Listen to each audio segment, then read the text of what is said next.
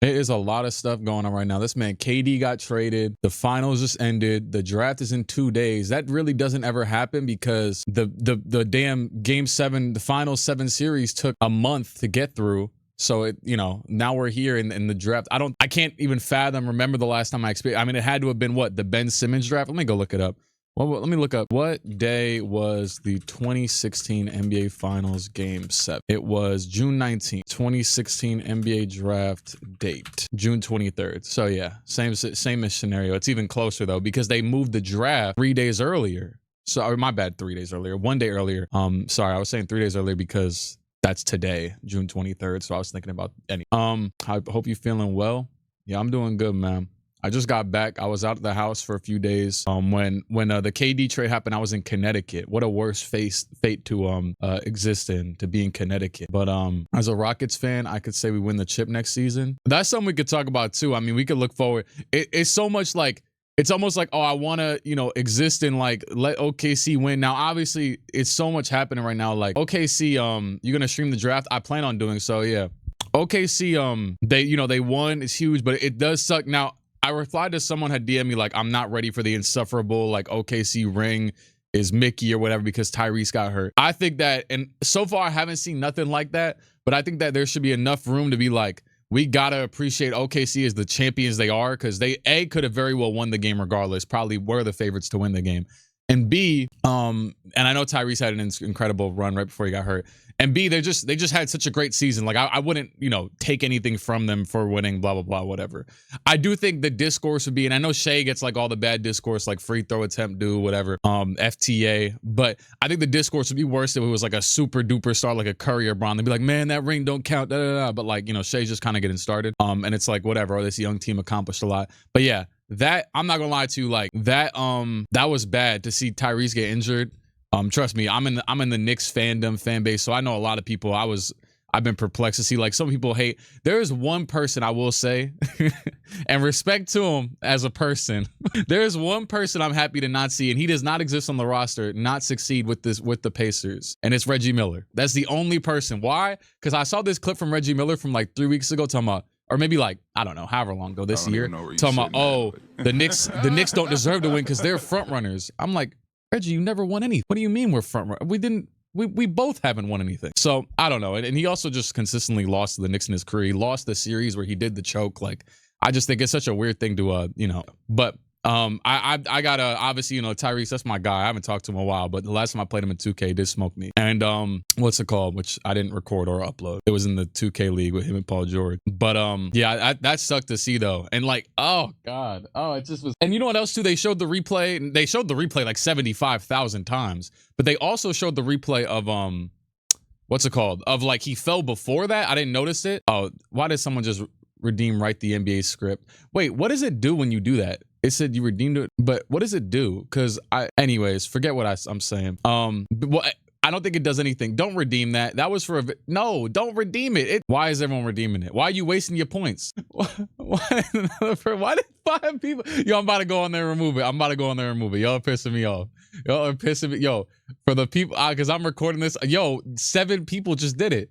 Why are you wasting your points like that? I don't even remember how to get rid of it. I'm gonna be honest with you. Wait, hold on. Community. I don't know how to get rid of it. Content. It doesn't even make any sense. Why would you do that? I'm not even doing specifically that is for, actually, let me say this. Maybe this will get you to stop. That is for whenever I do a video and let the chat write the NBA script. So if you're gonna waste all your points, and I did definitely set that up like 85 years ago, how do I get rid of it? Oh my God, I'm gonna just move past it. Anyways, just keep wasting your points. Good luck.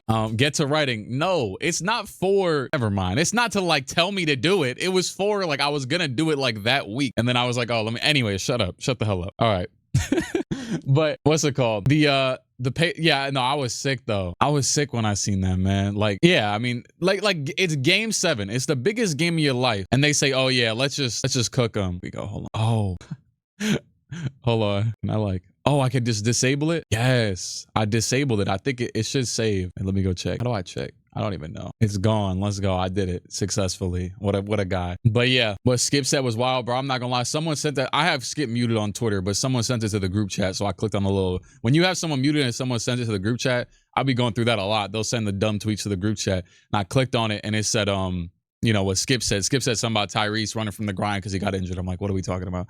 But that's a senile old man, so I really don't care. I just saw a rule that the Packers have in place where they get rid of their president the second he turns 70. I mean, I'm not gonna lie. I think there's many other places that could be applied, and we would benefit from it. I think I just repeated what Skip said. Anyways, so yeah, it's just what was I gonna say? But it's crazy though. Game 7, biggest game of your life, and like win, loss, or draw. And I know obviously OKC, they don't care. They're happy they won the championship. Like, you know, obviously if you just won, but win, lose, or draw, we need to see everybody out there, especially we make it this long. We make it all these games. What is it? I mean, you're both on 15 wins at least, and I don't know, like 20 to 30 games played in the playoffs. So yeah, game Tatum and how the craziest part was that they all were 0. I did see that. I'm like, damn, that is true. What's it called? Anyways, so what else happened? Then the KD trade happened. Well, before that, like I said, I wasn't even at the crib, but in regard to like processing that, I'm like, damn, I felt like he was going to go for more because it was talked about for so long.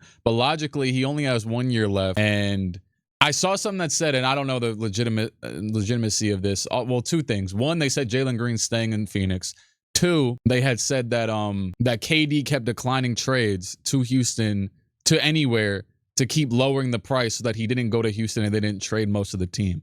Getting traded off the rip, like one, quote unquote, 1 for 1, aka 1 for 2, where just Dylan Brooks and Jalen Green are walking out the door and Kevin Durant's entering. And you still have players, well, obviously KD's taking most of Jalen Green's shots, not the shot selection, but just the shots, period. And then Dylan Brooks, you got Tari Eason waiting to sub in right there. So it's like, and even Dylan Brooks, I was so perplexed when I seen that, like, they got to give the ball to Dylan Brooks in the low post like 4 times, 6 times a game because they really didn't have a lot of offensive options. They said the Raptors are shopping RJ. Yeah, I've been knew that, honestly. I think I heard that from somebody. Shout out to the source. No, I was playing. But no, seriously though, yeah, RJ. Well, for one, actually, someone I was talking to said, what would the Knicks have traded or what could they have offered for KD? I'm like, low key, the perfect package would have been, which for one, you could just equate this to OG. I think if OG was offered, you know what I'm saying, that'd be the most viable player they could have been offered at this junction, but which they didn't. They definitely didn't. But I think like RJ and Quickly, and I had said the Ousmane Dieng first round pick. I was just, you know, I think we were on that topic, which was like the 11th pick in the 2022 draft. Just like a, you know, high pick or whatever would have been a good trade for him, and or like, you know, matched what the Rockets just gave up. Was good. Notorious Dar, fantastic, was good. And that's what I felt like would have, you know, been like a matched offer to that Rockets offer. But I think that the Raptors offered that. But what happened was KD didn't want to go to Toronto. And, you know, and supposedly he also denied Minnesota because he didn't want to be cold. That's what I heard. Jabari Smith Jr. leap next year under KD tutelage. Yeah, I was actually, you know what's funny? I was just walking around my kitchen thinking about Jabari Smith Jr. And that's a crazy sentence. That's probably a first time sentence. We got to sit on that one. But anyways, I was thinking like Jabari Smith Jr. Oh, you know what it was? Because I was watching like NBA draft, you know, videos, like prospect videos. Someone had said, oh, I was thinking about Ace Bailey. And that's another thing I want to talk about is because the draft is in like 2 days. I was thinking about Ace Bailey. And Ace Bailey, when I look at him, he reminds me the same way Jabari Smith is. He's a much more no second thought shot taker for sure. But when Jabari Smith Jr., I was streaming it for 1000%. When he was coming out of the draft, I said that he was either going to be, maybe not KD, but like, I don't know, that type of, you know, shot maker, like a Kevin Durant, Carmelo Anthony, Paul, I don't know, you know, that type of shot maker, or he's going to be Harrison Barnes. And so far, he's been Harrison Barnes. And honestly, I think, and I remember I went to the 2023 Summer League and he was cooking there. And I'm like, oh, hopefully he's taking this leap. They didn't really take the leap. He hasn't really taken the leap yet. He's also on a contract year. We could see Jabari Smith. That's good. Back in the sub column. Anyways, Jabari Smith Jr., we could see him get traded this offseason because he's on his contract year, right? 2022, 2024. Oh, my bad. 2022, 2025. So it's 2026. Yeah. Yeah, I would expect it to be the same response. It's a crazy name. He was by Caro draft. No, he was the 3rd pick after him and Chet, which it went the right direction for sure. That's how it should have went. I mean, after that, you know, there's always every top 3, there's always like the non-top 3 pick almost every single time. Oh, is it 2025? We had what's it called? Or 2024, I should say. I mean, every single one. Well, it was Ricochet, Reed, and Reed was 3, and Sar, right? And then 2023 was Victor, Scoot was 3rd, and Miller. That went the right direction too. And I actually do like Scoot. I think Scoot's still going to be good. Last night I heard as a Pacers fan, boy, I wouldn't. Oh my goodness. Hurt as a Pacers fan. And now too, and this isn't even something I've considered because we just watched Game 7 of the finals. So like, I'm not even thinking about, oh, you know, next season, because you just had the ability to win the season and win the one thing you've never won before. And I'm not saying that to you. I'm not trying to rub salt in the wound, but I'm saying in regard to Tyrese, when Tatum got injured, I was like, oh, you know, they were about to lose that game anyways. But I literally was just because I was just up with some family in what's it called, like north a little bit, and they were Celtics fans, and they were like, yeah, they're like, we're about to lose that game regardless. But that Tatum injury, boy, whatever. And what's it called? But yeah, so. But with this, it's like I haven't even considered the fact that he's probably done for next season. Like, that's insane. And the East next year is going to be, I was talking to the Cavs, the Magic, Knicks, who am I forgetting? The Pistons, hopefully for their sake, the Sixers bounce back. You got, and then obviously, you know, there's still, the Celtics could still be involved. That's 6. And that's just one of the teams. I'm just saying. The Raptors are going to be out there. Yeah, it is crazy too. The Pacers did just, oh yeah, the Bucks. I mean, we'll see. You know, no Dame, no team damn near. Oh yeah, the Hawks should be out. The Hawks have to make the playoffs. If after, you know, they had a good year. Yo, Clique, don't you hate when someone wins one ring and all of a sudden people reach with the crazy stupidest take? Yeah, I think that it's a double-edged sword because I was just talking to someone, well, throughout the playoffs, throughout the finals, you know, I've been talking with friends and they'll be like, there's one that's very adamant, like Halliburton is not a superstar. And I'm like, I think we hang too much on the words that we've created for these things. I know that they're like passed down through generations now, the concept of a superstar, but I think we hang too much because I think Halliburton, as of right now, he might not be a superstar talent in comparison to like Devin Booker is one and he's not even in the playoffs. He might be, you know what I'm saying, still worse than a player like that, or maybe he's better on. But nonetheless, and I don't even know. I think he is good enough to warrant potentially being like in that higher tier. Because if you see the way he's controlled the game, like you saw it yesterday when he wasn't playing, it was so much more, it was so much different. You know, their whole system and everything when he's not able to play for those 8 minutes a quarter or 6 minutes a quarter, whatever, and or whatever the hell he plays. And which, by the way, felt like Pascal should have played a lot more yesterday too, especially after Tyrese went down. Like, your season's on the line, you got to just put Pascal in. Sorry, but hell, you got to just put him out there. Tie him to the ground, put him on the court. Don't even let him get off.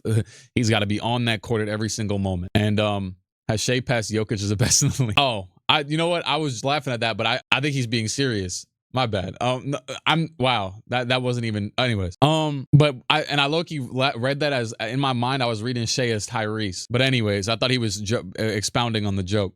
But I think that we can give credence to players like, oh, this is an incredible season, and just call them a superstar without thinking too much about it. But then also, yeah, I do agree with you. Like I was talking about, let's just say certain players who haven't won as much versus players who have won maybe once or a few times, and you know, we overrate. Like, there's been a lot of talk recently with the T-Mac thing. T-Mac said that, you know, basically he would have got a ring or whatever if he was in Kobe's shoes or blah blah blah. Which, by the way, I don't like that. People were twisting that, which I'll be totally honest with you, I didn't even watch the clip, but I saw the quote, and people were twisting that as like, oh, you know, that's bad that he's disrespecting Kobe, Kobe said people were going to disrespect him, whatever. And Kobe was only appointing, you know, saying good things about players as whole, whatever the hell. And, you know, now T-Mac, but T-Mac and Kobe were mad close. Like, I don't think that's really the sentiment there. But he's just saying he's good. Like, and Kobe was saying he was good too. I think James Harden gets a lot more flack than he should, because I think James Harden was 3 seconds off of championships and he played the greatest team of all time multiple times over. Like, I think that's a player that even if he did sell, you know, many times over, I think he still gets too much flack. You think Donovan's a superstar? I think he's around there. I think, once again, I think it's circumstantial. I think superstar, specifically that terminology, is based upon what you're accomplishing as well. Like, there's some players that, and I also too, like when I throw out Devin Booker, like, you can, you know, it depends on, I think that someone had brought up that, oh, back in 2004 or whatever, there was only XYZ amount of superstars, but he would say that the league is much better now. And I'm like, well, if the league is better now, then we should have 3 times as many superstars. So, you know, Mavs might be targeting Chris Paul, they say, a future Hall of Fame point guard. All right. I mean, yeah, that would make sense, I guess. I mean, if Kyrie's out too. Haven't heard you speak on the KD trade yet, unless I'm late to the stream. I don't think I've spoken on it here. I mean, maybe a little bit. I felt like, oh, well, in regard to, it should be incredible for Houston. So I know we talk about the East because Pacers are injured and everything. And what's it called? It should be, when we were watching the Rockets in the playoffs, the Rockets would still find a way to get it done, you know, playing incredible defense and playing nasty, ugly offense. Now they got KD. This is the thing. KD is, if he stays healthy, I think he played like somewhere between 60 and 70 games this year. Let me go look real quick. If KD stays healthy this year, that is such an insane steal of a trade. He played 62 games, and I don't know if he got hurt at the end of the year or he just didn't play the last like 7 games of the year just for fun or something. KD is still, what's it called, like efficiency, value, overall productivity, still in the range of where he's been forever. So for him to get traded for just Jalen Green, who was, I mean, to the T, at least for, and I give grace to Jalen Green because it is such a oddly built offensive team that I think that he had to, you know, like a lot of Jalen Green shots. I felt like this way watching them with a lot of Jalen Green, a lot of Fred VanVleet shots. People always talk about field goal percentage or, you know, 3-point percentage or whatever. They don't talk about the degree of difficulty and like the role that these players are placed in, the shots that they have to take. And Jalen Green, and maybe you could say, oh, well, you know, if he really had a bag or whatever, he can get to easier shots at the end of the day. I mean, that's fair. Like if Cade was on the Rockets, I mean, you wouldn't have been taking, you know, the shots that Jalen Green was. But a lot of the times it was like, hey, we don't shoot threes. We don't shoot these, you know, whatever. Like, I don't know. And you need to shoot them because nobody else can. So I think that, well, I'm interested to see how he's in Phoenix. I don't think I'm betting on him, you know, like taking, I wouldn't say he's very talented though. And he did have that run, you know, end of last season, which earned him his money that he made. Which his contract and everything isn't bad. And I think that the benefit that of Phoenix keeping Jalen Green for 3 seconds and saying, oh, we'll at least keep him for this season. We could keep him for his whole contract until Bradley Beal expires and then move on with him and Booker. Or Booker eventually acts out, which maybe happens. I don't know if Booker is too, you know, soul tied to that team to where he never wants to leave. But I think that Jalen Green staying in Phoenix rather than rerouting him right now, the only way I would see them rerouting him, because the Phoenix reporters have said, like the one dude, it's like John Gambo something, he's on Twitter, and he's like a, you know, veteran Phoenix reporter. He said the KD trade and everything was going to happen before it happens, and I've been seeing him for years. He always calls everything for Phoenix way before it happened. But with the Jalen Green thing, I think the logical reason behind keeping him is because he's going to start over Beal for sure. I don't care if they start Beal at the damn power forward. He's going to start over Beal. I would 1,000% assume. Also, too, the Suns don't have their pick this year. Shout out to that. You know, the Grizzlies have it now. But with Jalen Green, if he comes over, plays really, really well, his value will be way higher. He's still going to be, what, 24? His value will be way higher next year than this year, unless a team pulled up and said, we really want Jalen Green, which if someone had did that, I mean, Rockets don't need assets, so to speak. They don't need picks or anything, so maybe they wouldn't have entertained that. They wanted to include him for someone like a star like KD. But I think that would be interesting for the Suns. The only way it would be interesting now is if they said, oh, yeah, we'll come give you the world for him. I don't know who would do that. Like, realistically, and maybe it wouldn't be progressive for any of these teams regardless. Maybe it's not realistic or, you know, really a good idea for any of them. But like the only teams that could potentially do that would be like a Brooklyn or something. It would be like, we'll just give you a little bit of what we got and we'll take Jalen Green. And yeah, but I don't know. So, but it would be smarter. Like, for example, let's say Brooklyn pulled up and they're like, we'll give you, and this also wouldn't make any sense because they have Cam Thomas, and I'm assuming they're going to re-sign him. Well, they but let's say they didn't have Cam. I don't know. And they have Cam Johnson, right? So they say, we'll give you, ironically, back Cam Johnson so he could fit more well with Devin Booker, and, you know, they're already teammates. And we'll give you 2 first-round picks that aren't that great. They're okay. I don't know what the hell they have. I don't even know what their capital looks like. And I just know they have their own picks back now. And one of them is actually still a swap in 2027. I just found that out yesterday from the KD video I was doing. And let's, you know, in a few seconds, and one other player, like, I don't know, Jalen Wilson or Keon Johnson. I don't know who the hell they could trade. And, you know, I think that would be good for the Suns if they were in the position to win. But since the Suns are probably going to lose regardless, they should probably just hold on to Jalen Green and say, oh, let's just bolster his value. His contract isn't bad regardless. I don't know if it's flat loaded, front loaded. It's probably not front loaded. I don't know if it's flat loaded. I don't know if it's, you know, just a normal contract. But regardless, he's making 3 years, $100 million. It starts this season. So that's only $30 million a year in this NBA economy. Isn't that much? We got, you know, everybody making $30 million, it seems like now. So, if he actually can, you know, fulfill, and ironically, and this is something that hasn't been talked about, but Jalen Green, the past, you know, when he started to finally catch his stride, the number one player he was compared to that I felt like was Bradley Beal. And now he's with Bradley Beal. So if Beal, you know, I know his legs ain't there no more, but if he could teach him anything, then that'd be good. And obviously, I mean, you got Devin Booker too. So these will for sure be the best veteran scorers that he's ever going to be, you know, catered with. So that could change things a lot too. I mean, you know, maybe not a lot, but slightly. I wonder how difficult it'll be considering that the team is still very bad, but they're not bad enough to where, like, I don't know. How do you feel about the Pacers getting Lonzo to replace Tyrese for the season? That's actually a pretty good idea, honestly. The Bulls keep doing this thing. I was talking to my one friend who's a Bulls fan last night, and that team just sickens me. Like, they got the good young players now. They're gonna do the same thing with Kobe White that they've done with Vooch and Lonzo Ball now, who's joined the club, where they just keep re-signing these players to 2-year deals or big deals in general, just to try and trade them again. And then Vooch is now expiring again next season. So it's like they keep doing that. They just did it with Lonzo, but Lonzo obviously he's making like 9-10 million a year. You'd imagine what is his value going to be, but this is the same deal again with Vooch. And I know Vooch it's different because he's not injury prone. They just don't trade him. But with Lonzo, it's like, okay, he got injured even again this year, even when his whole knee is healthy and everything. He got injured again. He was out a lot, whatever. But if he stays healthy, that would be a great replacement. That would be a really good replacement. The Pacers have proven to us that like it's more about they're like a college system more than it's about the personnel. I mean, obviously they obviously they still lost last night, but they're playing one of the greatest statistical teams and everything teams. They had like the 4th most wins by a team ever total of all time. And yeah, I think the Warriors are contenders if you like trade for a young star. Hypotheticals aren't really worthwhile if we're saying them without, there's no concept. Like, for example, I was talking to my friend who's a Bulls fan yesterday, and he said, let's go. He's like, at the deadline, we should have traded Giddey. And I said, for what? Who would have taken Giddey with 3 months left? Then So I was talking to one of my guys who's a Bulls fan and one of my guys who's a Heat fan. He's like, we traded him to the Heat for God knows what. But then Terry Rozier and some picks. And I don't even know, honestly. It was just like brain dead talk. But with that being said, the Heat fans like, well, why the hell would we take Giddey if we're gonna have to pay him anyways? We're gonna pay him a bad contract, so to speak, if he, whatever. He's probably gonna be good. He's good. But just like how the Bulls would have to pay him anyways. So they just end up in the same problem anyways. So I think it'll be interesting to see Giddey's value because, like, for example, does his value diminish and he end up making less than we think he's gonna make, like 25 to 30 million to even more, maybe? I don't. Does he end up making less if the market isn't there? Because the market determines everything, and I think the only teams with like super duper cap space is maybe the Spurs, the Nets, and whoever else that I'm not remembering. Even the Suns don't have cap space now because they took back all the money in the KD trade. So good afternoon, Matthew Holland. Where do you see the Timberwolves next year? I mean, I don't know in regard to their actual playoff performance, but relatively the same. I mean, Mike Conley's not going to retire. He's still got more in him. He's not going to retire. He's literally point guard Al Horford and who else over there? I mean, they're gonna. We'll see what Nikhil does. Nikhil could leave. Any announced his retirement? No. What do you think of the Blazers right now? Do you think they are playoff contention next year? All those torn Achilles just happened in the East, right? So that doesn't change the West. No, but they're contenders. They're playoff contenders. I really like the Blazers. I still have slight, not bias, but like regard for the Blazers after being I was like a secondary, tertiary, wherever the hell fan of them for most of my life because I like Dame and CJ and all them and LaMarcus when he was there for 2 years when I was maybe 3, 4.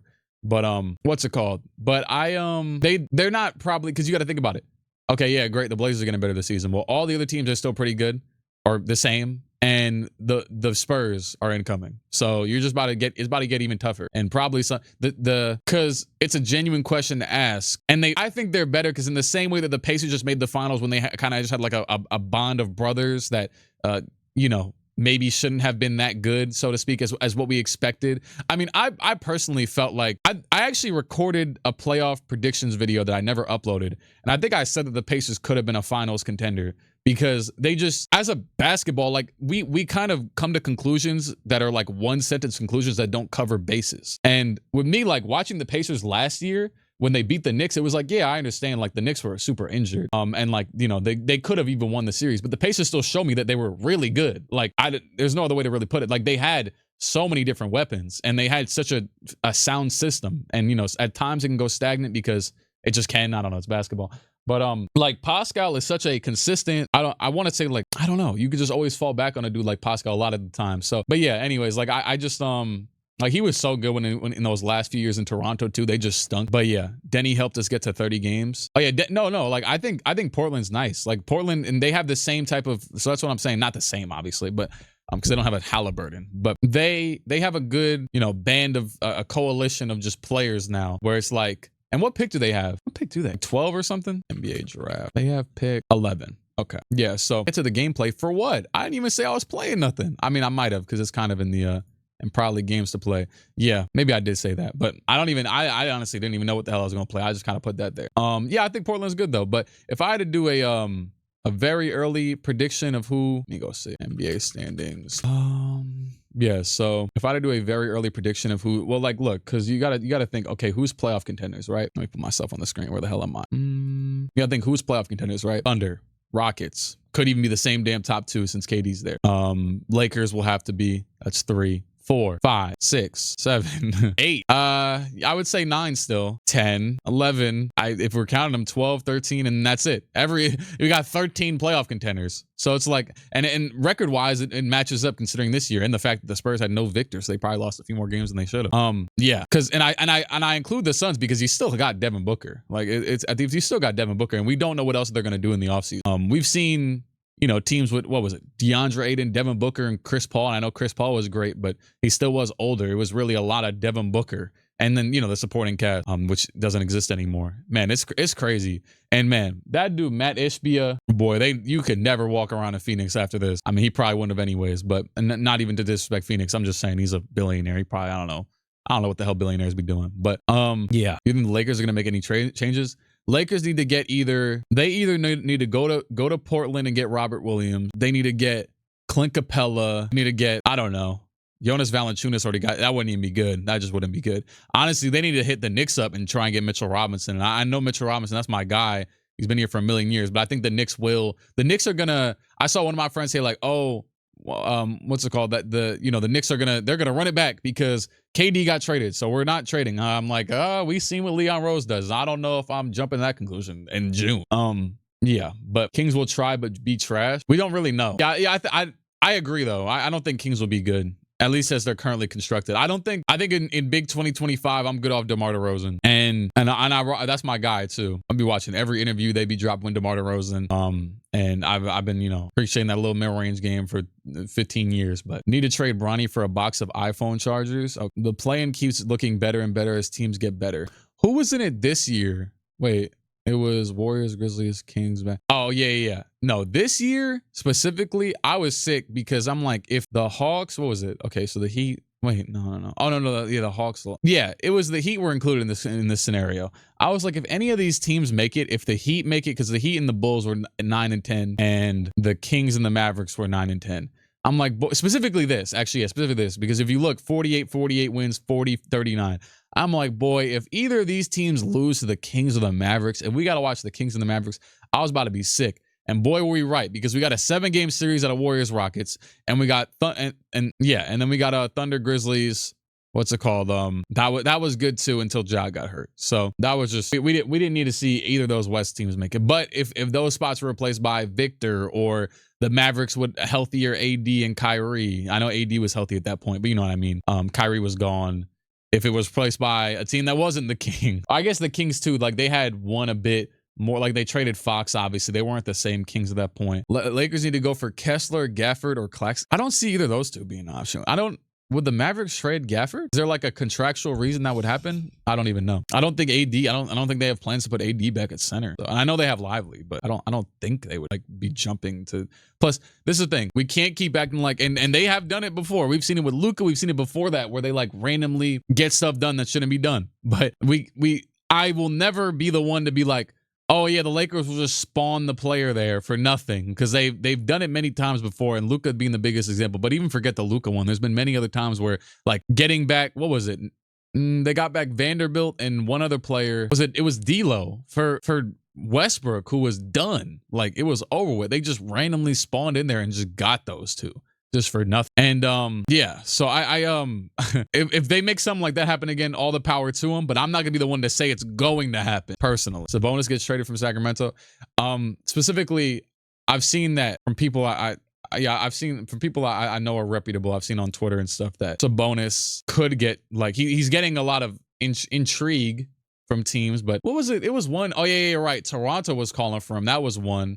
And supposedly there's been Western teams that have called for him too. I don't know who. You know, it'd be interesting if Sabonis got traded to the Blazers for weak body DeAndre Ayton or something. And I don't know how that would work, but I'm just hypothesizing. Who is the worst point guard of all time that could take this Pacers team to the final? Tyrese Halliburton. I don't. Anyways, that's just such a dumb. Do you think the Nuggets will make any trades? Sabonis to the Blazers would be awesome. Honestly, yeah. I think that would be a really good fit. Because they lack, based off what I can think of, I feel like they lack playmaking because Scoot is young. Dude, he's not exactly like a polished. And then Simons is always been more of a combo /2 guard than a 1. And then they have Sharp, who just likes to shoot. They have big body, what's his name? They could put Sabonis back at the damn 4. They got, what's his name? Klingon. And then you got, I honestly would like that a lot. Scoot 3rd-year leap. I think Scoot had honestly a 2nd-year leap. He had moments. We have to see how efficient his game can prove to be. Because Scoot, like, for example, for like an undersized guard, and Scoot hasn't really, like, the athleticism is there, but it doesn't feel like it gives him much of an advantage consistently. It's like he ends up still, you know, having to be a small guard that has to shoot, has to do things craftily, and, you know, that type of thing. But so that's where he needs to improve more so. And also too, I mean, I don't know. I wouldn't be surprised. I'll say that, because I was gonna say I wouldn't bet on it, but I wouldn't be surprised. Yeah, I'll go with that. I'd be happy. Honestly, forget all that. Forget my like actual investment in it, like it's a damn stock. I would just be happy to see that. Doesn't have shade and type. He's also just smaller. Scoot just needs to start for an entire season. Yeah, he was mostly benched this year, right? Because I know obviously, I mean, they just have so many players. Like I'm pretty sure Jeremy Grant was benched, right? I'm pretty sure Jeremy Grant was benched with let's see, Scoot Henderson. Like Trailblazers have 10 players who will be extension eligible. That is insane. Yeah, he started 10 games. Can I say real quick, their team? Yeah, I'd be like forgetting about Tumani as well. Tumani started every single game. Damn, that's who he got benched for. Wait, Jeremy Grant started every game? Oh, but he was injured a lot. What am I thinking of? I guess I'm thinking of oh shit. Oh, that's what it was. I mean, I think the injuries aligned to where like this player started when he was injured, blah blah blah, whatever. But damn, I thought Grant got benched. Shaden, yeah, I was about to say, yeah, Shaden definitely. He was the one who got bit. But I think he was just off the bench when he came back from injury and then eventually kind of just found his way. Unless I'm thinking about it incorrectly. But what did that just say? Oh, I thought this was his nickname. I saw it, Beal. I'm like, what the hell? Where is it? 2024, 25. Oh no, he starting early. Oh yeah, so he did get benched in between. I don't know. But I mean, they just have so many players where it's less about the players and more about, I mean, it's about the players, but you know what I mean? Like you can kind of just slot and play as long as they're all playing mad minutes. Scoot playing 27, 30, 30, 30, 30, 30, 30. It's a lot of minutes going around. Matisse came back and played 20. Klingon should have been playing more, but they had Aiden over there. But yeah, and then Aiden was hurt for like half the season, as you could see. But yeah. So interesting team. But yeah, I mean, the odds are definitely against them. They're one prime Dame away, weirdly enough.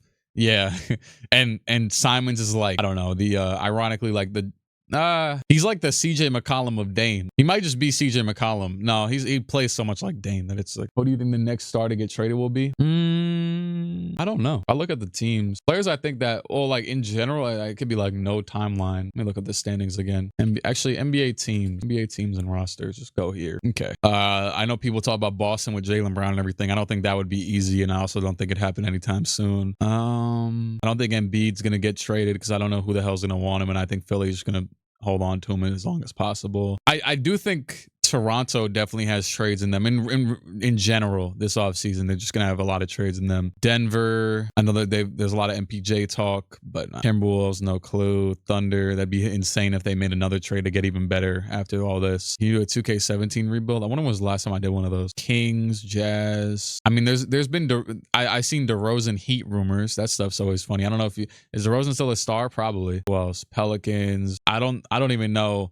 I don't know what the hell the Pelicans are doing. If there's a few teams that like, there's a few teams where I, as a person would experience, as a Knicks fan would experience of being in like front office purgatory, where like the team has a new front office. And like I was saying this yesterday in regard to the Suns, because the Suns traded for the 10th pick. And I was like, well, they have a new regime. So I don't know how to look at it. I don't know if they're going to make the right pick. I don't know if I trust them to do anything right current. I know they just made a trade that wasn't the best, but I'm like, yeah. So like, I really do feel it is crazy. You only got one, and I know it's a 10th pick, but you got one first round pick for KD. And one of the 5 second round picks is the last pick in the draft, by the way. It's the 59th pick in this draft. There's only 59 picks this year because the Knicks lost their damn second because they got fined for tampering for Jaylen Brown. But yeah, so thanks, Dav Tenar. Hawks buy low on Zion. Yeah, I don't know what that. There's some teams that I just don't know. So back to what I was saying, and some of these aren't like newly tenured, but there's a handful of teams that I'm like, I don't know what the hell you guys are doing. And honestly, I wouldn't even say like, I know Brooklyn's weird, but I wouldn't even include them as one of them. Plus, Sean Marks has been there for like 10 years, so he must have some sort of, I don't think he's the best GM, but he must have some sort of plan. What else? You got Brooklyn. Although, yeah, Brooklyn keeps being like, oh, we're just gonna get a superstar. Why would any superstar want to go there again when the last thing didn't work? So teams that I'm like confused on what the hell they're doing at all times. The Suns, the Kings, the Pelicans, oh, by the way, too, like I know I made the Bane video, but yeah, the whole Bane stuff should be really interesting too, because to see how the Grizzlies move on from him offensively and everything, and then as well as how the Magic, how good they'll look with him, because I know he's not like the picture perfect like playmaking guard fit, but he still brings a lot to that team that they needed. And hopefully he doesn't have a KCP drop where he just can't shoot anymore. But anyways, it seems like everything, like the pieces really fit well with that team now. But I think Seattle or Vegas will get a team soon. I have no clue. I don't think Ace Bailey going. Yeah, that's the other thing. I low-key that was my main thought on my mind when I started this stream, and we haven't really talked about it at all. But is the draft and just that in general. But I mean, so much is going on. I pray D'Lo doesn't come to Milwaukee with Kuzma. Damn, that could happen. Because they need, it's either going to be that or the Bucks going to get Malcolm Brogdon back. Matter of fact, I haven't thought about this, but yeah, the Bucks have a huge PG and overall guard hole to fill, especially since Trent is also a free agent. So they're going to, with Dame out, they have so much room to fill. And I think there's going to be a handful of dudes that end up going for minimums or MLEs that we don't expect because teams are trying to stay far away from aprons. So yeah, teams got to move. Like, for example, when the Knicks specifically, when they make moves, I always know now because they have the most insane capologist thing going on where they know all the salary cap and everything. They're always going to make the right financial moves. Like, to this day, I've been saying it since the second they made the trade. The Cat trade was a great move for the roster, but even more so, it was a great move because Cat's on a 6-year contract or whatever. He was on a 5-year contract. I know he makes the super max, but Cat, you know, he also Randall was expiring this year, and who knows if Julius Randle maybe would have been, you know, I think he's going to accept his player option, but maybe if he was still in New York, would he have been like ballsy enough to decline and be like, oh yeah, I just don't feel like I fit in anymore and I'm going to go somewhere else. You know what I mean? So, and then the Knicks, they would have been at a lose-lose because you could re-sign Julius Randle for that many years. I think if he accepts with Minnesota, they're in a good spot because it at least gives you one more year to consider. Giannis sees D'Lo on his team. He's getting the Panathinaikos or whatever the hell. How do you say that? I don't know how the hell you say that, but yeah, I know it's Greece. Oh, who else? Philly, boy, I don't even think about too the concept of what Philly did. And I know, like, for example, last offseason, like Orlando was maybe looming with maybe wanting to sign Paul George or whoever. But I think like with Philly, it's so crazy that they signed Paul George for that many years and that much money. Like, that is actually insane. And Toronto's been pretty confusing recently too. I actually, as an outsider, as a what's it called fan, like I really enjoy that they became like such a mediocre team again. Like, that they can just pull up to the playoffs. And especially now that the East has opened up, they'll probably be a playoff team with Ingram and RJ. Well, if he stays, and Quickly and whatever the hell, and all them, and Scotty, obviously, and Grady and I don't know, Jamal Shed and Jakob Pertl. But I don't really know like what the direction is fully, but I do like, well, I think the direction is like, we have Scotty, he's good, and we might as well build around him. Like, instead of like giving up and like just screwing him over for years and then like running it too far to where eventually Scotty's got to get out of there. You know what I mean? You might as well just try, like, keep fans in the seats, whatever. But yeah. And who's another team that I mean, Jazz, they have Danny Ainge there, so there's got to be some sort of something, but I don't know what the hell they're really doing. And what else? Suns, Kings. Yeah, Suns, I don't know what the hell they're doing. Kings, I don't know what the hell they're doing.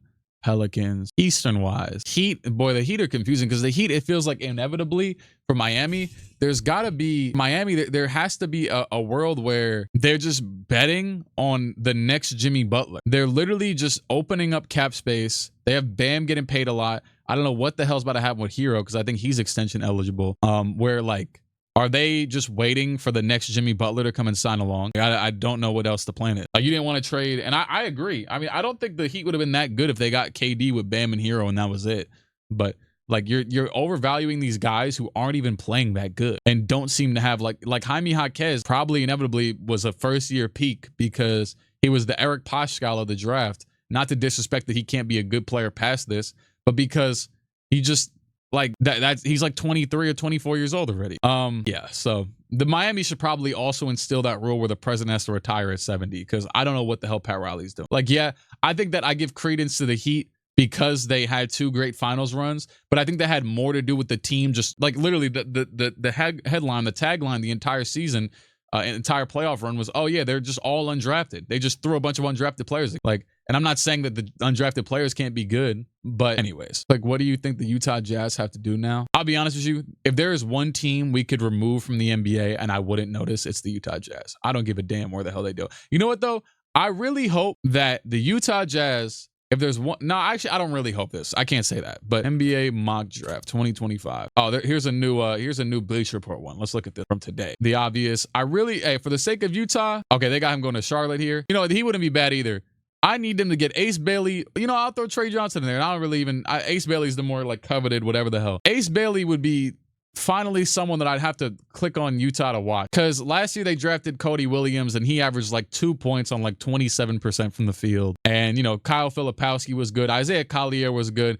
I just feel like they have like no culture. I feel like imagine Utah trades up. I mean, I don't think you should. I don't think Utah should, because the number 3 or 4 pick inevitably, the number 3 pick at this point is going to be either VJ Edgecombe or Ace Bailey. The top 2 picks are going to be solidified. The number 3 pick will be VJ Edgecombe or Ace Bailey. And I don't think Utah needs VJ Edgecombe. I think they need the shooters. I think they need the shot chuckers. I think they need to get rid of Colin Sexton. They need to move on from Jordan Clarkson, and they need to move on to a new era and hope they get a new, star. But the problem with Utah is that this is probably the worst Utah's like been, period. I'm not even joking. Like, this is probably the worst situation that Utah has ever been in, because if you think about it, they went, and maybe if I'm not remembering, because I wasn't conscious yet, but like early 2000s, mid 2000s, but eventually they ended up being a playoff team by the late 2000s. Then the entire 2010s, they were just good. Like, even if they missed the playoffs, they were like mediocre. And then eventually they got good again, like pretty quickly. The Hayward era ended over there, and then they just got Donovan Mitchell and just ended up good again. So this is the worst they've like ever been. So I don't know, and I know it's new regimes, whatever, but it's just like weird to look at, like weird to consider. Like I feel like Utah, and I say that because Utah is a team that people don't care when they're the 1st seed. So if they're the 15th seed, we really don't care. So yeah, that's just Pistons taking another jump, possibly. We got to see how they utilize their cap space, maybe trade negotiations. I don't know. They have to re-sign Malik Beasley. We'll see if Tobias he's not going to be on the move because he's making like $30 million, but he only has like 1 year left. So, or maybe it's like 15, 25, I think. I would have believed in Utah more if they didn't change the logo. Don't the Thunder have the Jazz pick next year? Yo, I'm not going to lie to you. I don't believe so. No. Hold on. Let me see. NBA future drafts detail. That's just the 2K thing. That's literally 2K. What 2K does is, the Thunder had the Jazz pick, quote unquote, protected, probably lottery protected this. And I want to find Utah. I don't even think it probably will show it anymore because, they do? Oh no, it's protected 1 through 8. If Utah's pick is protected 1 through 8, if this pick falls within its protected range and is therefore not conveyed, Utah's obligation to Oklahoma City will be extinguished. They don't even owe anything. So if they're just if they are literally a top 3 worst team again, they just get their pick, period. There's no ifs, ands, or buts about it. So, yeah. So that's why the 2K stuff sucks too. They need multi-year protections, or just if a team has a protected pick and they get the pick back, that is what they need to do. If a team has a protected pick and they're supposed to get the next year's pick, don't give them the pick, because usually when a team sends out a lottery protected pick, it's usually lottery protected and then turns like top 8, top 4, top 3 protected for the next like 6 years. So it's always the dumbest thing. The only time when a pick does go to the other team the first year and it goes outside the protections, I don't know. I don't feel like talking about this anymore. It's just stupid. But because every time I do a damn 2K rebuild, I gotta send the Knicks pick back to the Wizards. I gotta send the what's it called, the Jazz pick back to the Jazz from the Thunder. Who's the 2025? It would be crazy though. Imagine if the Jazz were the 4th worst team and they end up dropping 9. And OKC got the pick. At that point, though, it's like, I'm not gonna say it's a bad pick, but OKC would probably just trade it. Do you think the Hawks should trade up to select the center from Duke? It's not a bad thought. I think I wanted, who was it? I was talking, no, it wasn't Pelicans. I don't even think the Pelicans, they just got Missy.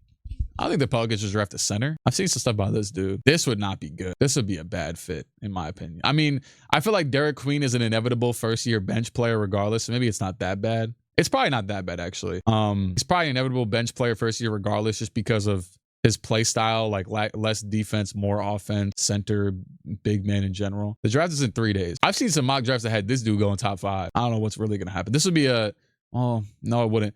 Oh, no, that's what I said. I said I think I wanted Phoenix to land, at least with a center, period. Actually, matter of fact, back to what I was saying earlier about that one dude, this dude, John Gambo something. I just know his name is Gambo. John Gambadoro. This dude right here. He said that, expect Suns to prioritize power forward and center in the upcoming draft and free agency period. They really need a 4 and can use either a starting 5 or a backup 5. They probably won't go wing. If that dude Khan was available, though, he would for sure go at least in the top 10. He's not going to go further than 10. That dude Khan Knuppel, he's too nice. He's got like he's got all the there's literally no reason for him not to go higher. Like, I don't know if y'all seen that dude play, but that dude is nice. Probably have. But yeah, but I I like most of the players in this draft, though. This is best highlights in general. You think the Blazers will trade up to get Cooper Flag? And what is this? A weak highlight? Nah, they're showing me like broad, bad angles. Yeah, I'm just trying to see like normal broadcast view. Yeah, so here's dude. I'm getting recommended this right now. Jalen Williams post NBA draft. This is my burner account, so it's just all basketball. But Jalen Williams post NBA draft 2021-22. That's kind of, yeah, this dude's nice.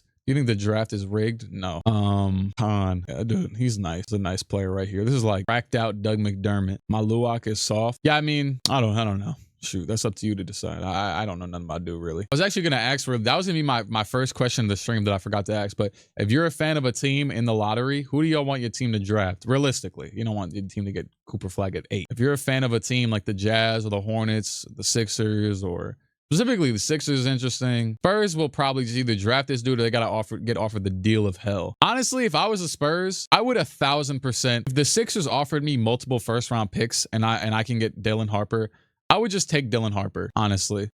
Personally. I want the Blazers to pick somebody like Carter Bryant. I remember watching that dude. I was watching his highlights once. Carter Bryant for the Blazers. Oh, okay. Well, that's a unanimous decision, I guess. But yeah, there you go. Marcus Morris.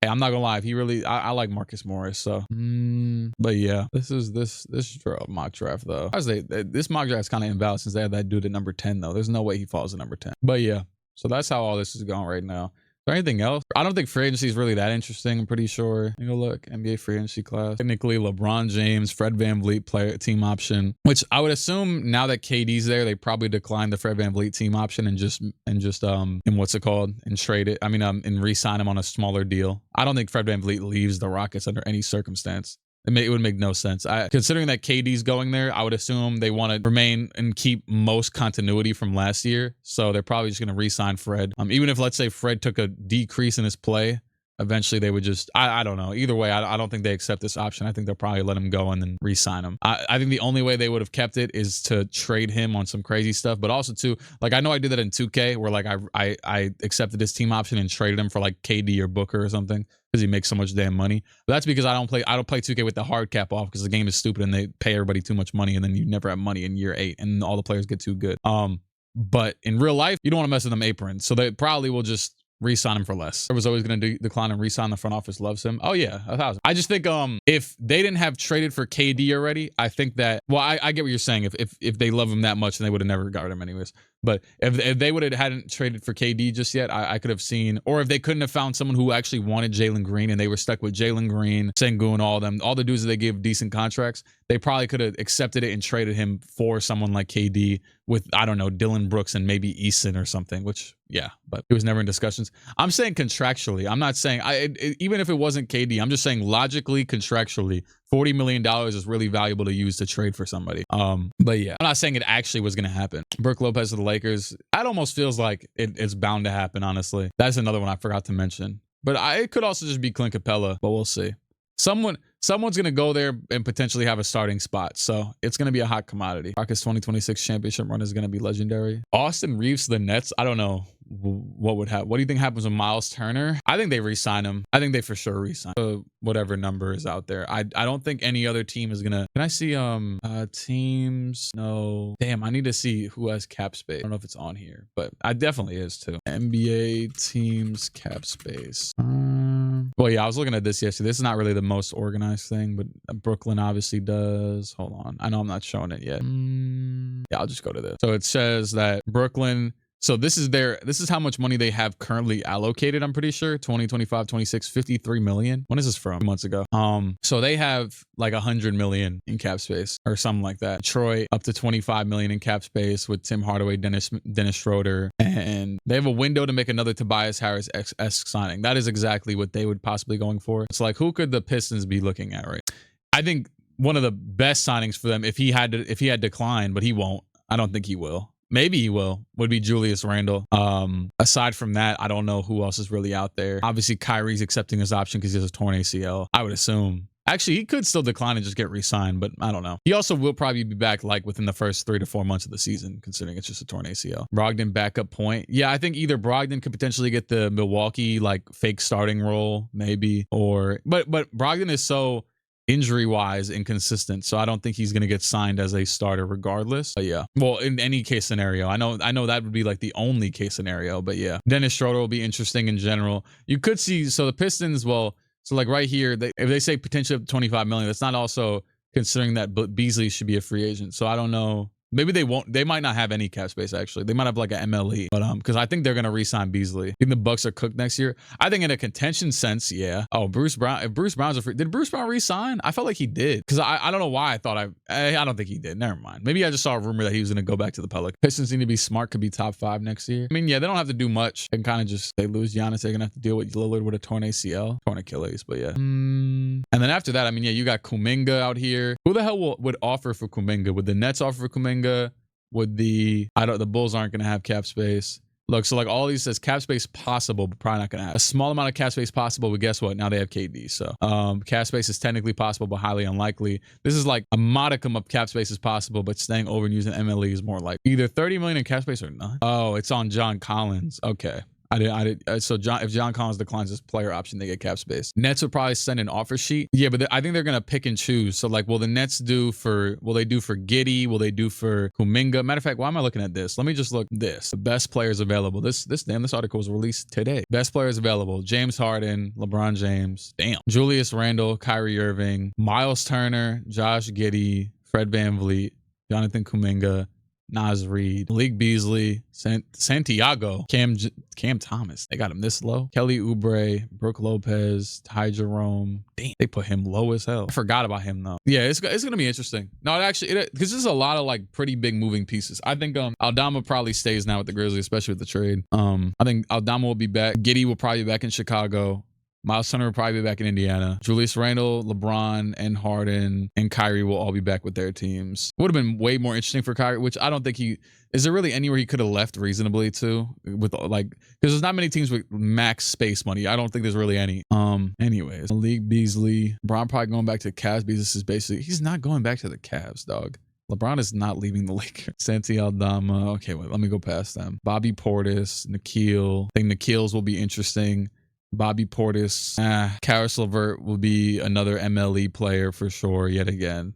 Or well, I guess not yet again because he made 16 million last year. John Collins, probably accepts his player option. Who the hell's gonna give John Collins $30 million? He can make in the next year what he could make in the next 4 or in the next. Yeah, just don't decline it. Just don't decline it. Clint Capella will be interesting considering teams that need a center like the Lakers. Mo Wagner will probably stay. He's injured. They have him at 22. Small sample size needs to be considered. I disagree. This is my guy. I don't give a damn. He real hooper. But I don't know if the Sixers will keep him. He will be very interesting. This ranking is terrible, but nonetheless, I mean, we're seeing the names. Finney Smith, player option or what? What's the player option? How do you not say it? It's probably somewhere around 15 million if he made 15 million last year. So if I was him, probably accept it. Yeah, probably accept it. What is the MLE? I actually meant to look this up yesterday. What dollar amount is the 2025 NBA mid-level? Okay, it's just worth. This is okay. Let's just try and read this. Non-tax player mid-level exception worth 9%. Increases at the same rate of the salary cap. Worth 5%. Worth 3%. So based on the cap space, here's what the mid-level and biannual exceptions would look like in 2025-26. So the standard MLE is 14 million. Taxpayer MLE is 5 million. Room MLE is. So basically, I'm just looking at this because if someone like Dorian Finney-Smith thinks he can get the MLE, which is when, a team goes over the cap space because they don't pay the salary tax or whatever the hell. I think that he can get that again if he wanted to. But this dude, he'll probably get one of them like lower MLEs or a minimum or something. I don't think he'll get a big deal. I know he had a good-ish year, but what team do you think needs Damian Lillard? The Bucks, Al Horford, Tyus Jones. His value was kind of bad this year, but D'Lo. Tyus Jones is another candidate. I'm not gonna lie though, that could just be the what's it called, the Dame replacement. Westbrook, Chris Paul, Luke Kennard. I would love if I think I'd love the concept of Luke Kennard being on the Knicks. I just want a shooter. Dennis Schroeder. He has a team option. I mean, was he a second round pick? Because if he was a second round pick, they'll probably decline to get the restricted thing and then re-sign him. I don't know. Or is this not even his rookie contract? 'Cause I know he got drafted like 4 or 5 years ago. Gershon. Oh yeah, Gershon should be interesting too. The Rockets, no, they're not gonna. Okay, the Rocket. You said, do you think the Rockets let Fred walk and sign 2 pieces with that money? Fred VanVleet makes 40 million, but I don't think they don't create cap space by letting Fred VanVleet go. I'm pretty sure they're over the cap. Am I wrong? I don't believe so. It would say right here. The VanVleet and team will, whichever it is, the fluctuation will not be enough to get Houston under the salary cap. Oh yeah, and they already re-signed Steven Adams. Yeah, so they're not, and they they have KD now, so there's no freeing up money there. So that, yeah, they won't be there. But Spencer Dinwiddie, Luke, okay, yeah, we're starting to get to that part of the list. Davion's cool. Mir Coffee. Bruce Brown being this low is kind of crazy. Precious, damn, I think Precious would be that high. Harry Nance, Torian Print, Trey Man's a free agent. Y'all about to say he had a 13-game season. He got injured pretty bad. They'll probably end up just taking him back for $3 or something. I couldn't imagine another team offering him that much anyways. But Trey Man's good though. There's actually a lot of interesting names, I'm not gonna lie. I mean, if you got 50 plus interesting names, some of them team options, some player options, even Ben, hey, where Ben gonna go? Where are we gonna see Ben at? China, chill on Ben. Campaign, damn, I forgot my guy's a free agent. I know he kind of stunk it up, but I just rock with Campaign. Hopefully we bring him back for no reason. Hey, I'm not gonna lie. Hey, be honest, you need a point guard, man. I don't know. Campaign might be the one for you. Nick Batum, I don't know what his player option, but he probably should accept it. Bojan hasn't played in a damn year. Jayshawn Tate, I forgot he existed. Kyle Lowry, damn, there's a lot of free agents though. Oh my goodness, never mind. I just saw Eric Gordon. If anyone is under Delon, I'm so sorry. I'm about to say if anyone is under Eric Gordon, that's a bad look. Jericho Sims, why they got him on guarding Luka? Markel, oh yeah, never mind. We at the end of the list. This is it. AJ Mitchell, he only had a 1-year deal. Deion Johnson, Alec Burks. Boy, who the hell was under Eric Gordon? I'm sorry, Eric Gordon was trash this year. Is it 100? Damn, how many free agents are there? Okay, hold on, let me do this. Revlin Queen. Bowl, I just seen Bowl. Caleb Houston's a free agent. Chris Duarte, James Wiseman, Johnny Davis. Okay, Jay Crowder is actually, yeah. Damn, Jay Crowder's made $72 million. Good for him. That's a great career. That is an elite career. James Wiseman made 41. That's that damn second pick money. Good job, James Wiseman. Oh my goodness. Hey, that Cali tax probably hit a little bit though, but when he get traded like year 3, Detroit's probably a lot easier. Anyways, oh my God. Wish the Warriors would have kept him. You know what? Me too. I forgot Chris Duarte existed. Doug McDermott, shooting guard. Isaiah Thomas, they ain't even say nothing. They ain't even, boy, get me off this screen. Got Isaiah Thomas above like NBA, like damn near rotational player. That is insane. That is actually insane. Wiseman could have had a career. Oh, I genuinely, I feel bad. Like I liked Wiseman, his play. Or I actually won't even say that, but I just felt like he had an opportunity that was good. Considering that we've seen Jalen Smith and Tony Bradley out there. Him and Isaiah Jackson were needed for them. And they didn't have either one. And it kind of didn't matter, I guess. Almost won. But yeah, we do some gameplay of what? But yeah, I think that's all. I don't know that much about the draft. We'll talk more about the draft when the draft pulls up.